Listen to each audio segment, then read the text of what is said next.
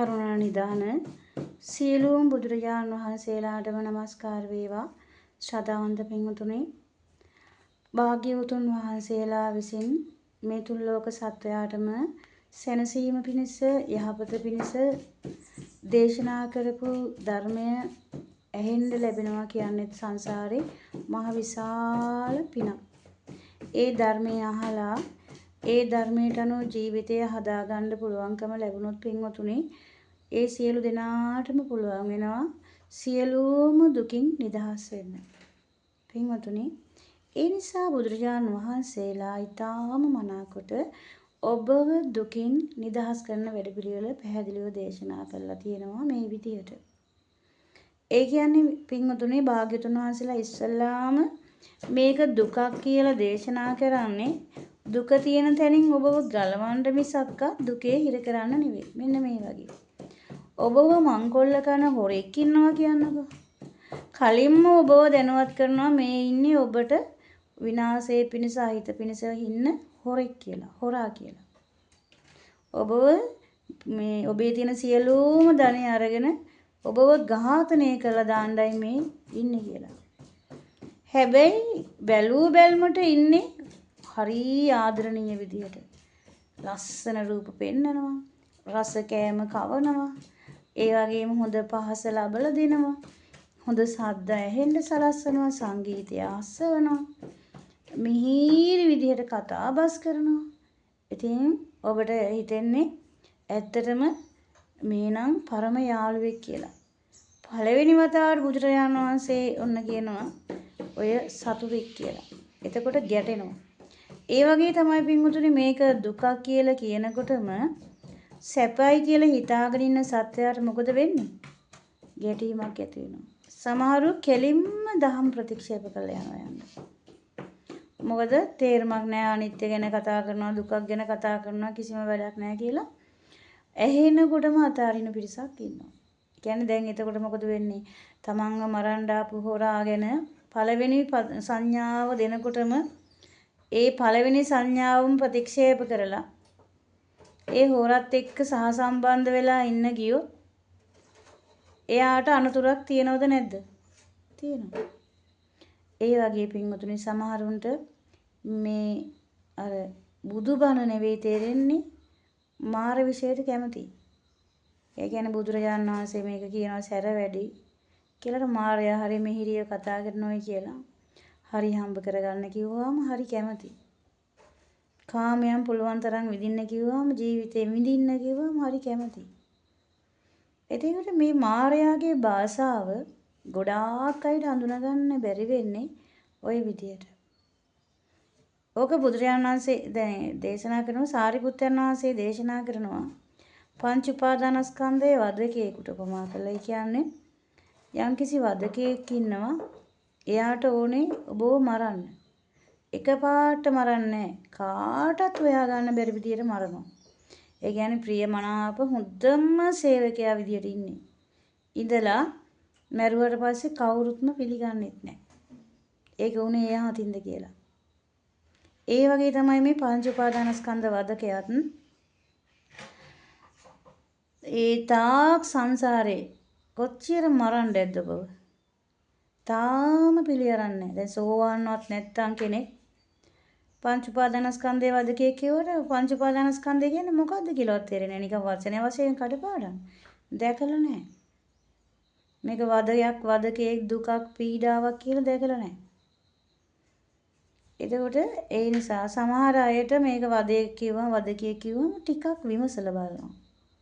ඔබ ළඟ ඔය හොඳට ආදරයෙන් ඉන්න කෙනා ඔබව මරණ්ඩයි ඇවිල්ලා ඉන්නේ කියනකොට අවදියෙන් බලන් ඉන්නවා. ඒ වගේ තමයි පංච උපාදානස්කන්ධය දුකක් කියලා කියනකොට අවදියෙන් බලන්න පටන් ගන්නවා. රූපය දුකක්. රූපය දුකක්ද කියලා දැන් රූපයෙන් සැනසීම හොයපු, රූපයෙන් ආස්වාදයේ විඳපු පිරිස බලන්න පටන් ගන්නවා. භාග්‍යතුන් වහන්සේ දේශනා කරන රූපය පෙනගුලියක් වගේ කියලා. ඒ වගේම රූපය ආදීනව ගොඩක් විදිහට බලන්න කියනවා. ආදීනව සංඥා, අසුභ සංඥා, පහාන සංඥා, විරාග සංඥා, නිරෝධ සංඥා ආදී දේශනා කරනවා. එතකොට බලනවා මේ රූපේ නිසා ලැබෙන ආබාධ ගොඩ. රූපේ නිසා කොච්චර ආදීනමයටපත් වෙනවද කියලා. දැන් බලන්න ඔබට කවුරු හරි ගහලා යනවා. ගහලා ගියොත් ඔබට තරහ යන්නේ නැත්තම් ඔබ හරි. නමුත් මොකද වෙන්නේ? ගහලා ගියාම. ගහලා ගියේ මිනිසයා එක්ක සමහරු ජාතිත් පලි ගන්නවා. සමහරට ඔබව මරනවා. එතකොට මොකද වෙන්නේ? සමහරු ඇවිල්ලා යක්ෂණිය වෙලා එන්නේ. නේ? එහෙමනම් පලි ගන්නවා. ඒ රූපයට බැඳුණු නිසා. ඒ වගේම ආස්වාදය ලබන්න ගියාම අපි කියන රූපය ඇසුරු කරන කාම ආස්වාදය විඳිනවා. එතකොට ඒවට ලොල් වෙලා නිරේට කර්ම රැස් වෙනවා. තිරිසන් ලෝක වලට කර්ම රැස් වෙනවා. പ്രേත ලෝක වලට කර්ම රැස් වෙනවා. බොහෝ දුක් විඳිනවා. තේරෙන්නේ නැහැ. දැන් බලන්න තේරෙන්නේ නැතිකම ගැන මම කියන්නම්. සමහර මිනිස්සු රස්සා කරනවා කාමයේ දිසානි කරන්නේ. මහන්සි වෙනවා තේරෙන්නේ නැහැ. දුක් විඳිනවා කන්න නැහැ වෙලාවට නේ. සීතලෙන් වැස්සෙන් හුළඟෙන් අවුවෙන් පින්නෙන් පීඩා විඳිමින් අර ඉලක්ක කරා යනවා. ඊට පස්සේ දැන් අපි වාහනයක් ගන්නවා එහෙම දුක් විඳලා.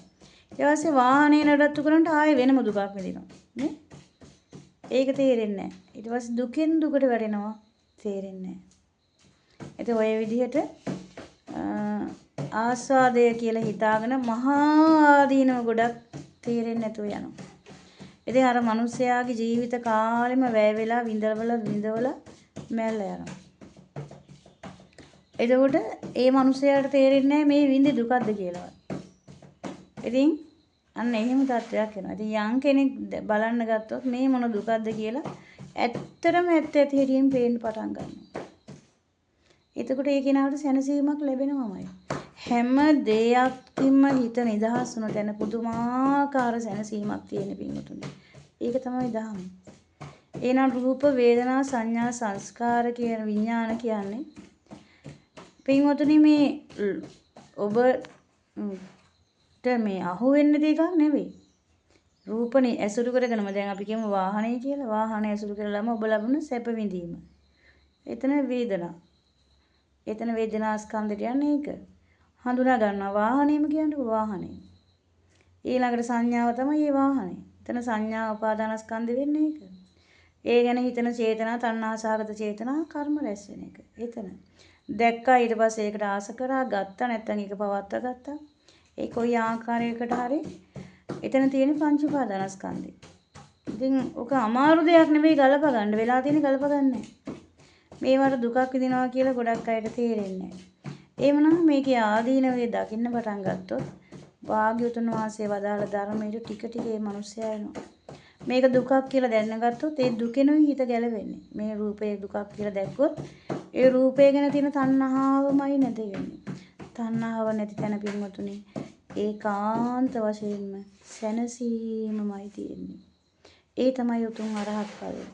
මිනිස්සයෝ සියලු දෙනාටම ඒ නිවන පිණිස මේ ජීවිතේම පුළුවන්කම තියෙද්දි වටේට දුවනවා. එක්කෝ මේ ධර්මයේ සරල වැඩි ඇති.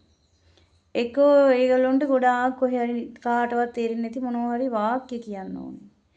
එතකොට තමයි ඒක ගැඹුරුයි කියලා හිතෙන්නේ. පින්වතුනි ධර්මය අවබෝධ වෙනවා කියන්නේ තමන්ගේ ජීවිතයේ සරලත්වයට යෑම. සංකීර්ණ බවින් ගැලවිලා යන එක. පටිච්චසමුප්පාදේ හිර වුණු සත්වයාමයි සංකීර්ණ කරගෙන ඉන්න ජීවිතේ. අනාගෙන ඉන්නේ අනාගෙන කනවා කියන්නේ ඕක. සියලු දෙනාට ධර්ම අවබෝධ වේවා.